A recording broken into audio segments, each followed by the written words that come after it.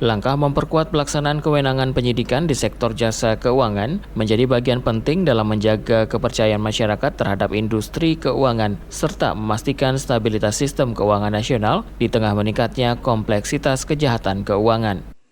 Deputi Komisioner Hukum dan Penyidikan OJK Yuliana menjelaskan, hingga akhir September 2025, OJK telah menyelesaikan 165 perkara tindak pidana di sektor jasa keuangan yang telah dinyatakan lengkap atau P21. Dari jumlah tersebut, 137 perkara merupakan kasus perbankan, 5 perkara pasar modal, 22 perkara asuransi dan dana pensiun, serta 1 perkara pembiayaan. Sebanyak 140 perkara diantaranya telah berkekuatan hukum tetap.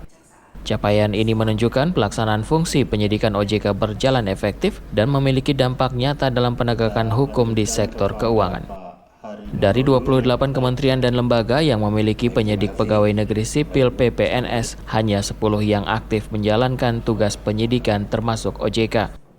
Kewenangan penyidikan OJK kini semakin diperkuat. Hal ini menegaskan posisi OJK sebagai lembaga yang berwenang melakukan penyidikan terhadap tindak pidana di sektor jasa keuangan, berdampingan dengan aparat penegak hukum lain seperti kepolisian dan kejaksaan. Yuliana menekankan pentingnya sinergi dan kolaborasi antara penyidik OJK dengan aparat penegak hukum lain dalam setiap penanganan kasus. Pendekatan kolaboratif ini dinilai dapat mempercepat proses hukum, sekaligus memberikan kepastian hukum bagi masyarakat dan pelaku industri. OJK juga terus memperkuat dasar hukum dan tata kelola penyidikannya melalui implementasi Undang-Undang Nomor 4 Tahun 2023 tentang pengembangan dan penguatan sektor keuangan yang mempertegas peran OJK dalam pencegahan dan penegakan hukum di sektor keuangan. Dengan berbagai langkah penguatan tersebut, OJK optimis dapat menjaga stabilitas sistem keuangan nasional sekaligus mengantisipasi berbagai risiko eksternal yang berpotensi mengganggu perekonomian.